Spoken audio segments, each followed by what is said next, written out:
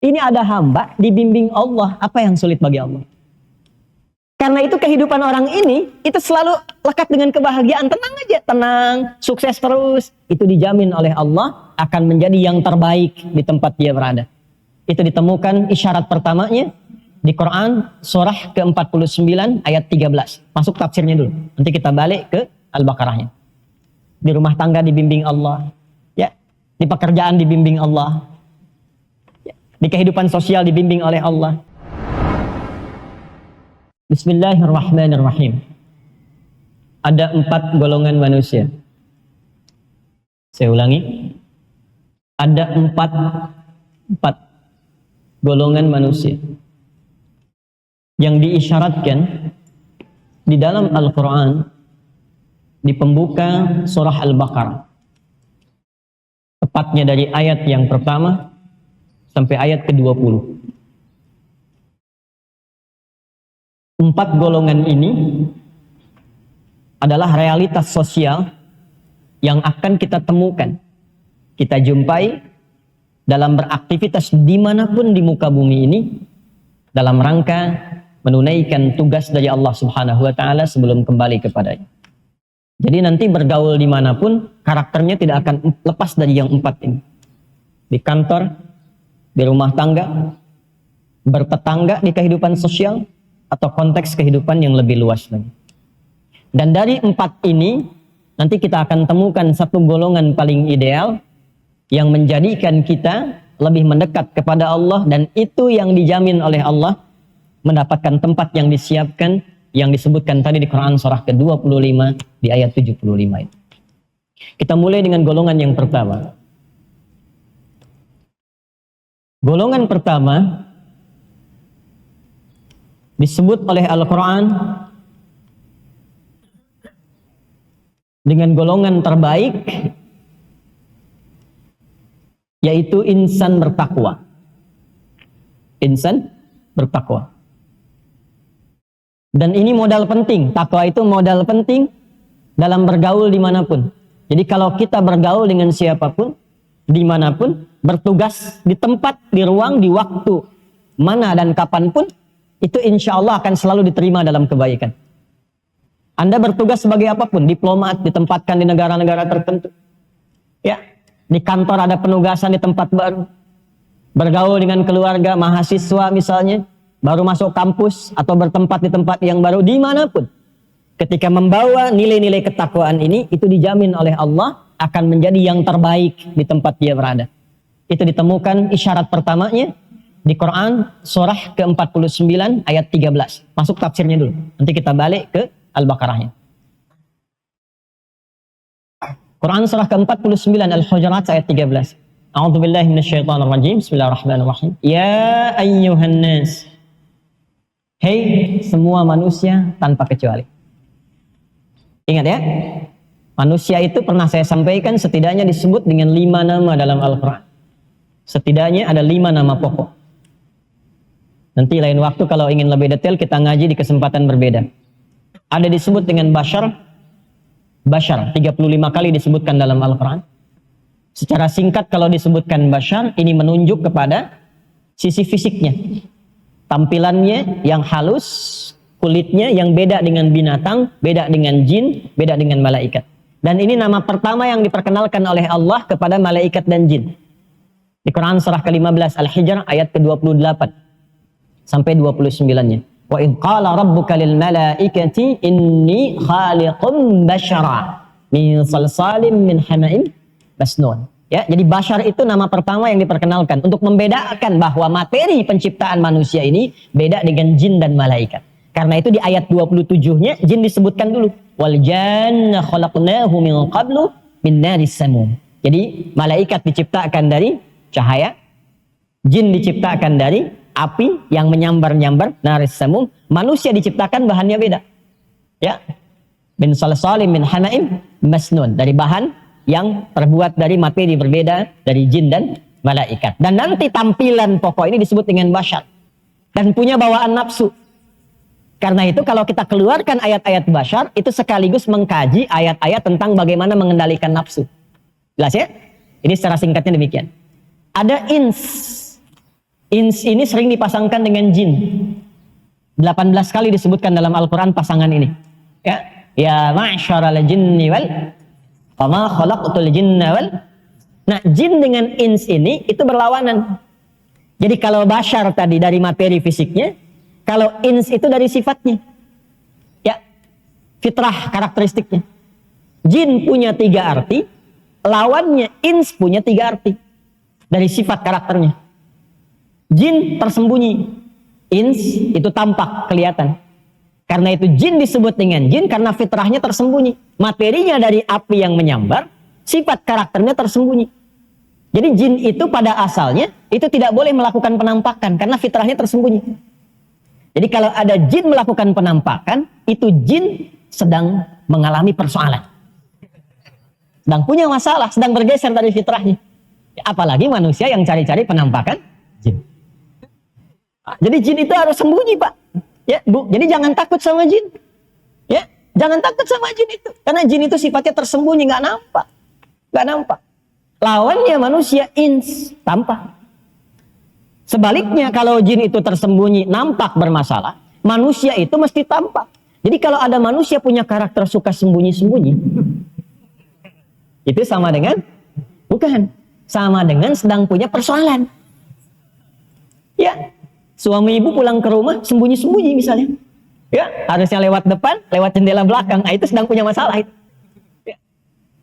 Nah, buka handphone sembunyi-sembunyi, nggak mau ketahuan tuh. Ya. Nah, itu juga sedang punya persoalan. Ibu cari dompet suami sembunyi-sembunyi. Nah, itu ada masalah itu. Itu karakternya demikian. Jelas ya? Allahumma shalli ala nabi. Ins itu lembut, halus, halus, lembut, baik. Lawannya jin, kasar. Karena itu jin itu punya karakteristiknya yang kasar.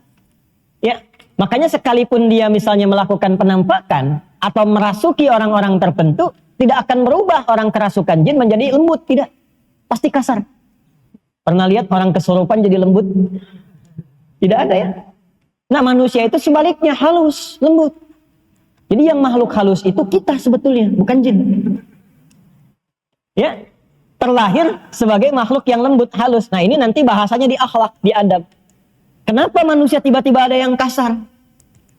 Itu keluar dari fitrah itu. Jadi kalau lisannya tiba-tiba jadi kasar, tangannya jadi kasar, kakinya jadi kasar, mencela orang sembarangan, kita itu saking lembutnya, muncul ayat-ayat itu dalam Al-Quran yang melarang kita berperilaku kasar. Gak boleh saling mencela. Kan ada di Quran surah Al-Hujurat ayat 11 itu. Ya ayyuhalladzina amanu la yasra qaumin qaum la yaghtab ba'dukum ba'd. Jangan bikin hak, jangan berbuat kasar karena itu menyalahi fitrah. Apa penyebab itu semua? Babnya akhlak. Nanti ngajinya bab terpisah. Ini kan cuman sekilas saja. Ya. Yang ketiga nanti cenderung membentuk sifat harmoni. Ya, sifat harmoni, kompak, bekerja sama, baik. Karena itu nanti jamak dari kata ins itu menjadi nas. Disebutkan 241 kali dalam Al-Quran. Aktivitasnya disebut dengan insan, 65 kali disebutkan dalam Al-Quran. Dari bangun tidur sampai tidur lagi. Cari semua kata insan dalam Al-Quran, turunkan menjadi kurikulum. Itu aktivitas kita. Jamaknya disebut dengan nas. Dengan sifat sosialnya. Apa hubungan dengan golongan pertama tadi? Nah, ini yang mau kita tuntaskan. Jadi kalau sudah membentuk jamak, insan aktivitasnya, nas sifatnya. Ya, ins itu sifatnya, insan aktivitasnya, bashar bawaan nafsunya, Bani Adam keturunan genealoginya sampai dengan ke Adam. Sifat sosialnya, dimanapun insan ini beraktivitas, baik itu di rumah berkeluarga, di kantor, di kehidupan sosial, maka berubah menjadi nas namanya. Maka di Al-Hujurat ayat 13, panggilannya bukan ins, bukan bashar, bukan insan, bukan Bani Adam, tapi ya ayyuhan nas. Kalau sudah nas, itu artinya mencakup makna ins, mencakup makna insan. Sekaligus terkandung sifat bashar di dalamnya, dan terbawa genealoginya sampai Nabi Adam alaihissalam. Jadi sampai dengan nasab kita ke Nabi Adam alaihissalam, berkehidupan, itu punya sifat sosial yang gak mungkin hidup sendiri. Makanya Adam dan Hawa itu saat turun ke bumi, dan ditakdirkan oleh Allah kemudian membawa misi, itu pertama kali disebutkan di Quran itu sifat kekeluargaannya dulu, yang melahirkan keturunan. Itu yang dimaksud An-Nisa ayat pertama itu. Ya ayyuhan nasu taqu rabbakumul ladzi khalaqakum min nafsin wa khalaqa minha zaujah wa batta minhuma rijalan katsiran wa nisaa. Jadi dari Adam dan Hawa kata Allah akan melahirkan generasi keturunan, gak bisa hidup sendiri. Di sifat kita ini gak bisa sendirian, Pak, Ibu. Jadi kalau kita itu sadar kita bukan makhluk individu, gak akan angkuh dalam berkehidupan karena kita butuh orang lain. Harus disadari itu. Ya, dan Allah pun menciptakan Adam tidak sendirian. Adam itu diciptakannya dengan lawan jenisnya, Adam dan Hawa. Tolong ingat kata-kata ini ya, Adam dan Hawa, bukan Adam dan Hendra. Adam dan Hawa. Lahir keturunan dari situ. Nah, keturunan ini disebutkan, diisyaratkan di Quran akan berganti generasi dan mungkin menempati tempat-tempat yang berbeda. Jadi nggak sama semua.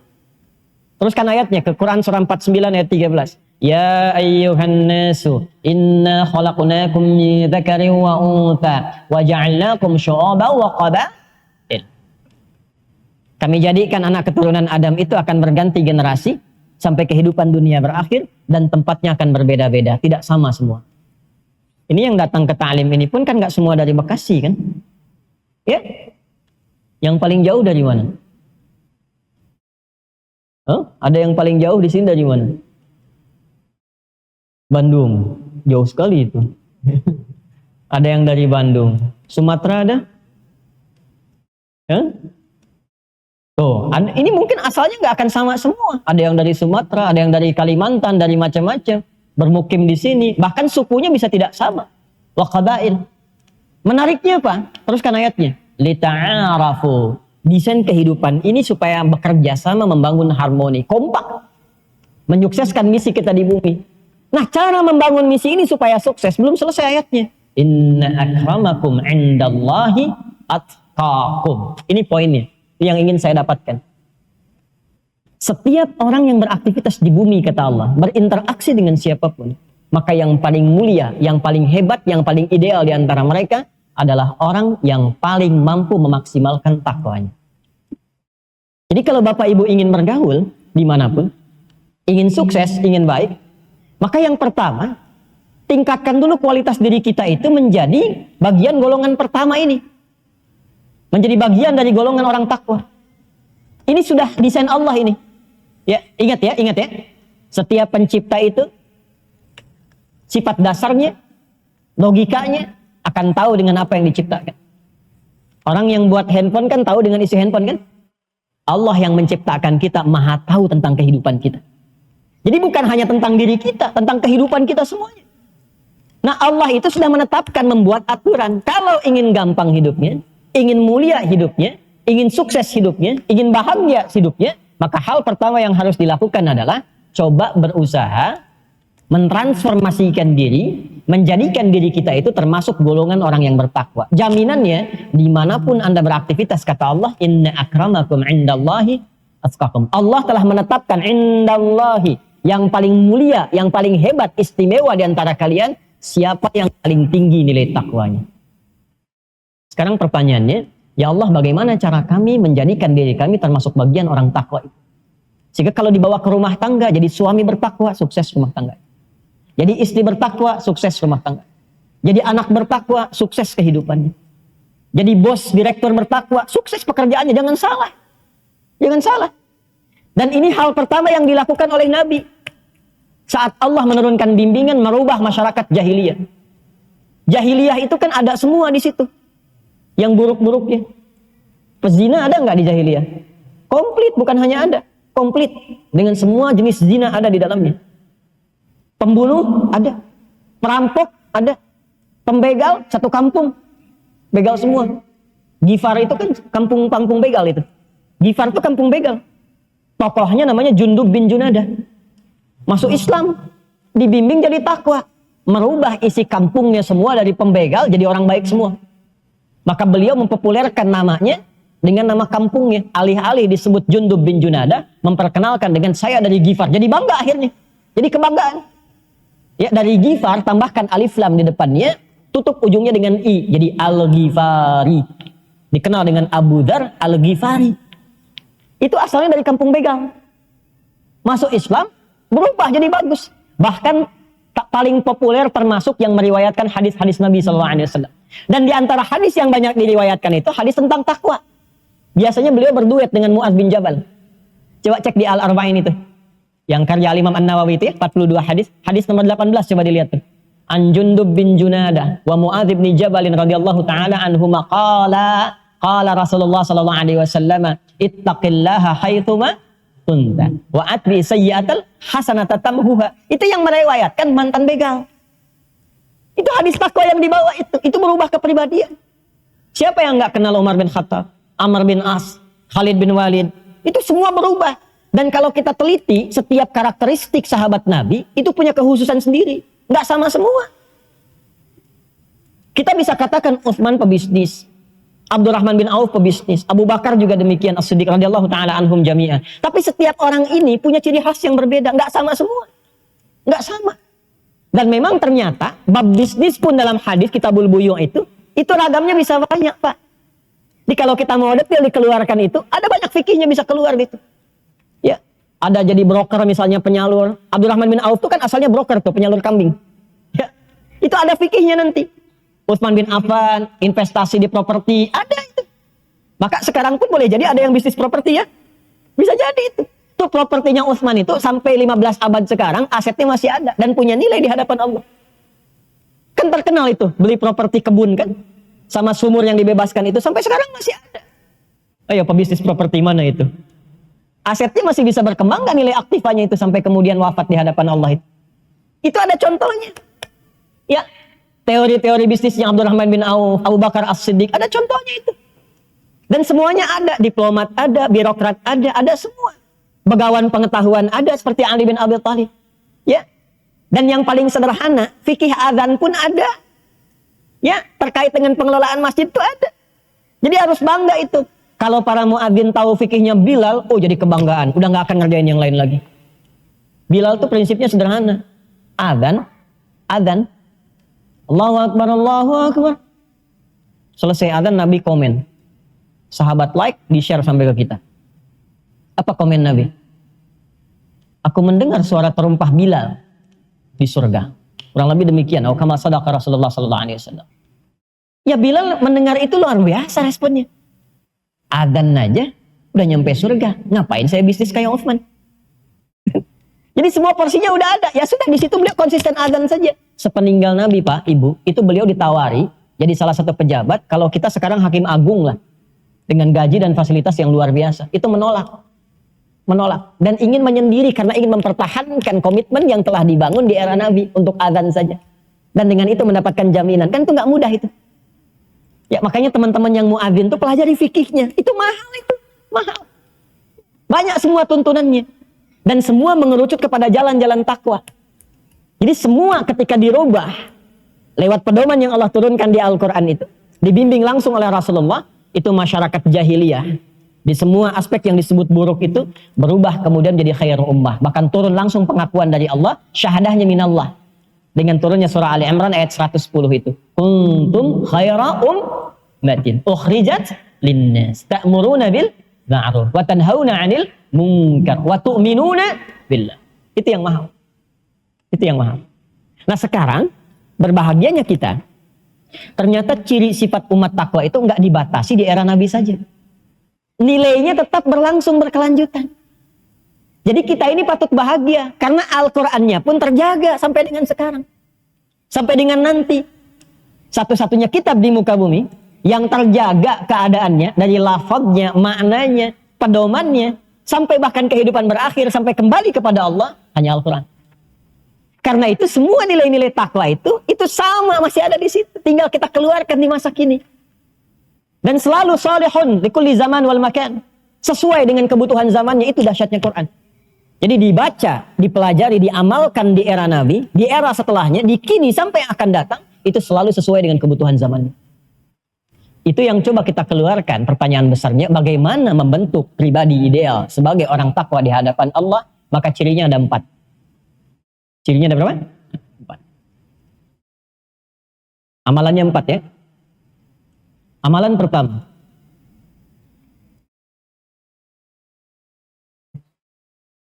Salat. Kita tulis dulu aja. salat. 2, infak. Jadi pertama amalan ritual, salat. Kedua amalan sosial, infak. Nanti kita pelajari apa itu infak. Ya. Jadi jangan terbayang langsung uang saja, tidak. Ya. Kita nanti pelajari. 3, interaksi dengan Al-Quran. Al-Quran. Hati-hati ya, Al-Quran. Salat, infak, Quran. 3, memiliki visi akhirat.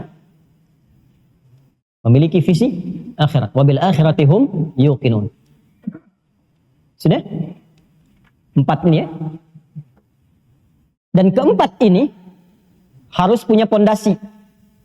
Kalau pondasinya nggak kuat, bangunannya bisa runtuh. Pondasi utamanya pondasi iman. Jadi kalau kita gabungkan 4 tambah 1 berapa? 5 ya. Pondasinya pondasi iman. Orang yang mampu mengoptimalkan 5 pokok ini, maka langsung dijamin oleh Allah di ayat yang kelima. Ulaika ala hudam mir rabbihim wa ulaika humul. Orang-orang ini itu akan langsung dibimbing, dinaungi oleh bimbingan Allah di setiap keadaan dia beraktivitas. Pakai ala ya, bukan fauqa. Ini Pak, ini saya bawa kitab nih. Ini dulu di antara ulama fikih yang sangat terkenal nih, Profesor Dr. Wahbah Az-Zuhaili. Ini orang Arab menyebutnya As-Suyutil Mu'asir, Imam Suyuti kontemporer, telah meninggal. Ya, ini Masya Allah. Saya mengambil juga pelajaran manfaat dari beliau dari sisi fikihnya waktu beliau ke Tripoli. Ini ada tafsir yang beliau tuliskan, Tafsirul Munir. Ini contoh saja. Ini Pak, ini kitab, buku, ini meja. Fokus ya. Bukunya ada di mana? Di atas meja ya. Nah, ini saya simpan gini. Bukunya ada di mana? Di atas meja. Oh, di bawah di sini. Ya. Ini di atas meja, ini di atas meja. Nah, di bahasa Arab itu punya detil. Ada detilnya. Kalau begini, ini di atas juga nih. Ini fauqa namanya. Al-kitab fauqal maktab. Jelas. Kalau begini nempel, ini ala namanya. Ala al-kitab, ala al-maktab. Jelas? Sama-sama di atas, tapi yang ini nempel, yang ini ada jarak. Paham? Ulaika ala hudam mir rabbihim. Ada orang-orang yang nempel terus dengan petunjuk Allah. Jadi dimanapun dia berada, dibimbing langsung oleh Allah. Bimbing terus. Di rumah tangga dibimbing Allah. Ya. Di pekerjaan dibimbing Allah. Ya. Di kehidupan sosial dibimbing oleh Allah. Anda dekat dengan pimpinan, dibimbing oleh pimpinan, aksesnya mudah kan? Ya kan? Di kantor ada pimpinan, dibimbing, diarahkan. Semua akses itu bisa didapatkan. Dan mudah aktivitasnya. Ini ada hamba dibimbing Allah. Apa yang sulit bagi Allah? Karena itu kehidupan orang ini, itu selalu lekat dengan kebahagiaan. Tenang aja, tenang, sukses terus. Orang-orang yang menggenggam kebahagiaan, ketenangan itu bahasa Arabnya disebut dengan muflihun. Dari kata aflaha, aflaha itu menggenggam falah. Falah itu bahagia dan sukses. Kalau bahagia saja, belum tentu sukses. Itu fariha namanya. Ra dengan ha. Fariha yafrahu. Ya. Orangnya farah. Sifatnya disebut farhan. Jadi kalau ada yang namanya farhan, farah. Ya. Atau farah misalnya perempuan, farhan laki-laki. Itu artinya orang yang selalu diharapkan bahagia dalam hidupnya. Walaupun belum tentu sukses. Kalau sukses saja, belum tentu bahagia. Itu turunan katanya dari kata fauz. Faza yafuzu fauzan. Fauzan, fauzi, faizah. Fauzia, itu satu akar tuh. Satu akar. Artinya yang diharapkan sukses dalam kehidupannya. Walaupun belum tentu bahagia. Ada, bahagia ada. Ya, tapi kata asalnya demikian. Coba Anda pilih. Ya. Sukses tapi tidak bahagia. Atau bahagia tapi tidak sukses. Huh? Kaya tapi bahagia. Nah, kalau digabungkan keduanya, itu namanya falah. Falahun, fa, lam, alif, ha. Falahun. Kalau digenggam maka menjadi aflah. Aflah. Orangnya muflih, aflaha yuflihu. Orangnya muflih, jamaknya muflihun. Maka orang-orang yang lekat dengan petunjuk Allah, dibimbing langsung oleh Allah, maka dia akan cenderung bahagia dan sukses. Orang Allah yang punya akses kok. Yang punya pengetahuan siapa? Allah. Makanya adinda-adinda mahasiswa ini, para pelajar, kalau mendekat kepada Allah dikasih akses tambahan pengetahuan. Dan itu komitmennya takwa. Itu ada di Quran surah kedua Al-Baqarah di akhir ayat 282. Wattaqullaha wa yu'allimukumullah. Tingkatkan takwamu kepada Allah, ditambahkan pengetahuan. Ya. Itu kan yang disebutkan contoh prakteknya lewat Khidir alaihissalam itu. Ya kan? Min ladunna ilma. Kami berikan dari sisi kami ini tambahan pengetahuan. Itu yang kita istilahkan dengan ilmu laduni itu. Jadi laduni itu bukan tidak belajar. Belajar tapi mendapatkan akselerasi percepatan pengetahuan. Jelas? Ya itu Allah yang punya segalanya. Wa ulaika humul muflihun. Ulaika ala hudam min rabbihim wa ulaika humul. Yang punya rezeki siapa? Yang punya solusi siapa? Terus kenapa kita tidak dekati Allah?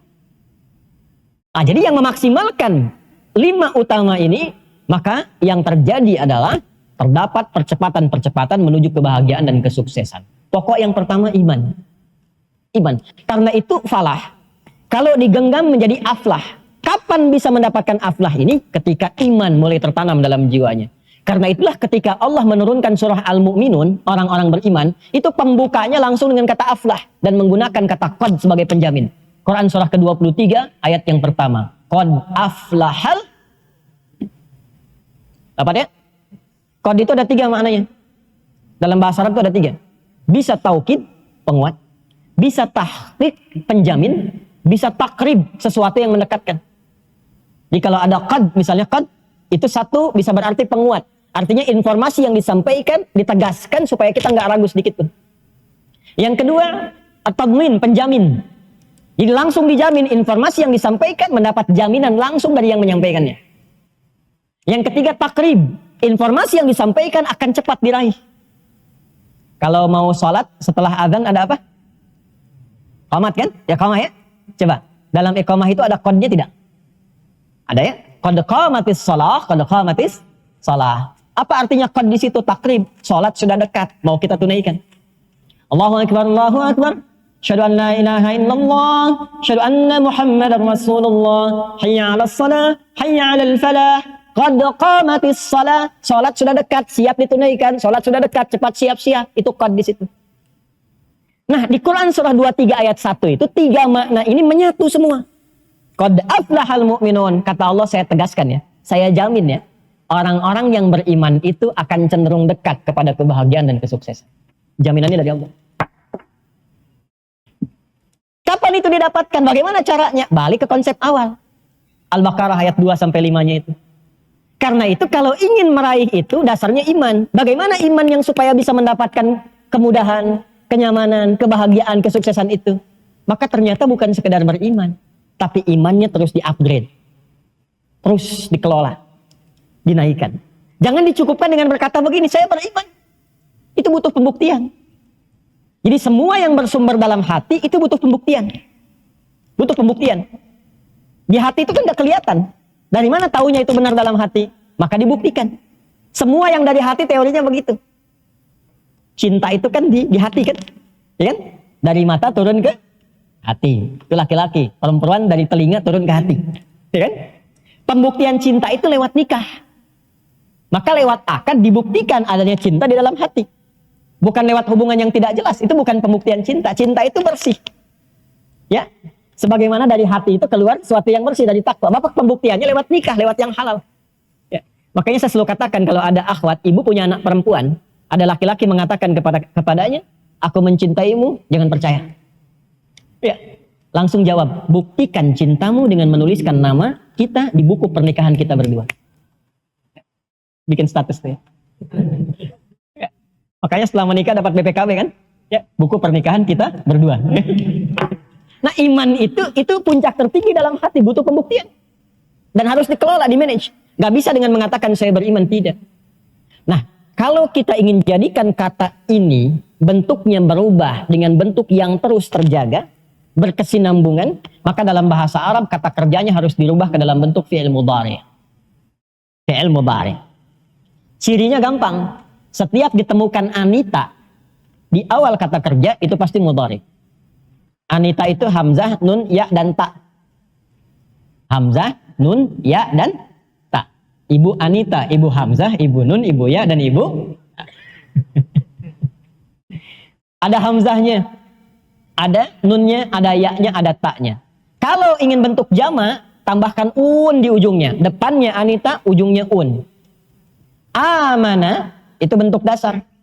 Kalau kita ingin rubah dalam bentuk anita, misal tambahkan ya depannya, ujungnya jadikan un. Jadi yu'minun. Maka bentuknya menjadi jamak dan sifatnya progresif terus berlangsung. Coba di Al-Baqarah ayat 3 itu. 3 itu kalimatnya apa? Alladzina yu'minun. Jadi kalau ingin menjadi orang takwa, jangan cukupkan mengatakan saya beriman, tapi kelola iman itu agar terus bertambah dan naik.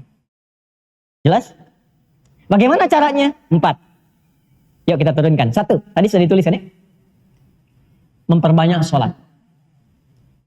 Memperbanyak sholat. Sholat secara hukum ada 2 jenis. Umumnya, 1 yang diwajibkan, kedua yang disunnahkan. Yang wajib itu disebut fardu, yang sunnah disebut dengan nafilah. Yang wajib itu ada 5. Seperti kita ketahui. Subuh, zuhur, asar, maghrib, isya. Yang sunnah, nafilah, menunya banyak. Ada menu yang menyertai subuh, pagi, siang, sampai ke malam. Jadi kalau sholat sunnah, itu menunya menyertai hampir perjalanan waktu dari mulai subuh, ketemu subuh lagi. Bebas, menunya banyak. Kembalikan dulu ke Al-Baqarah. Perhatikan mushafnya. Lafaz sholat, itu ada 3 jenis lafaz. 1, alif, lam, shad, lam, alif, ta marbutah. Saya tuliskan dulu ya.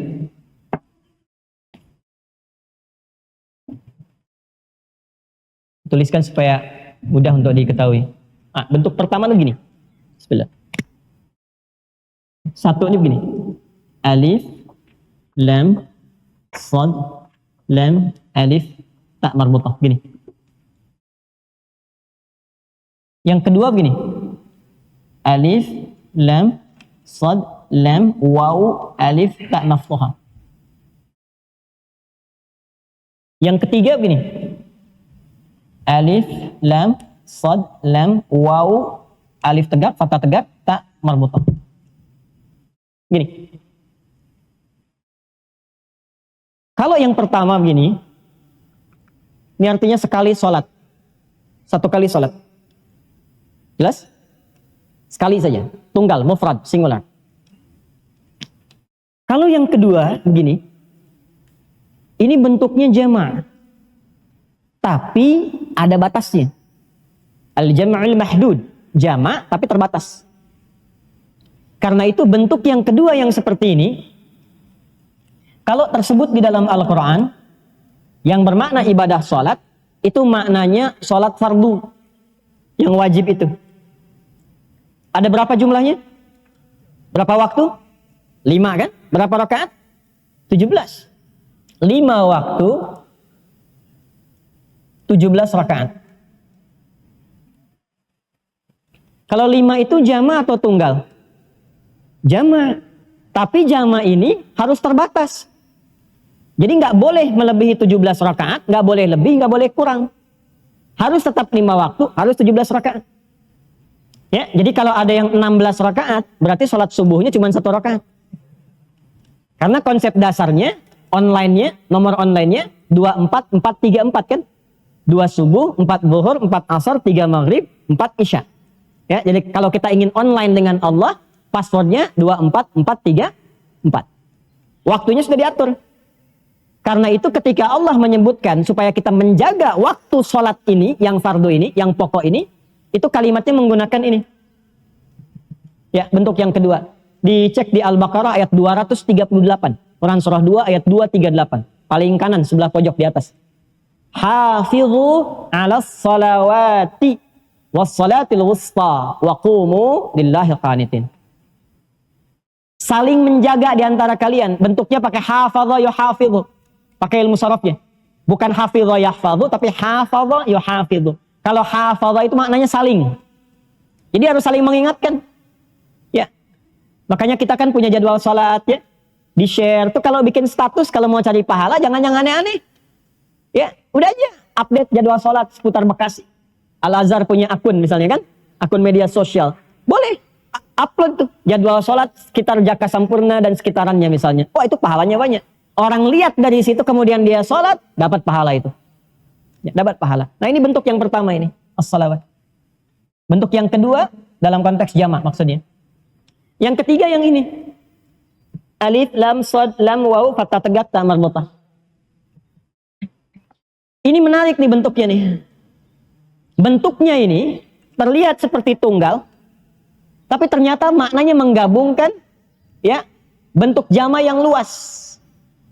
Jadi kalau ada bentuk yang ketiga ini, itu maknanya jamak dan melampaui jumlah bilangan yang kedua. Ya, maknanya jamak melampaui jumlah bilangan yang kedua. Artinya tidak ada batas di dalamnya. Kalau dibawa ke dalam bentuk sholat, artinya sholat yang ditunaikan, bila diungkapkan dengan bentuk yang ketiga ini, maka sifatnya membawa sifat jamak melebihi yang fardu. Jadi kalau ada sholat fardu, yang 5 pokok itu, yang 17 rakaat, kalau di luar yang fardu, namanya apa tadi? Sunnah, nafilah. Maka kalau ada bentuk seperti ini, tidak cukup pada yang fardunya, tapi plus dengan nafilahnya, yang sunnahnya.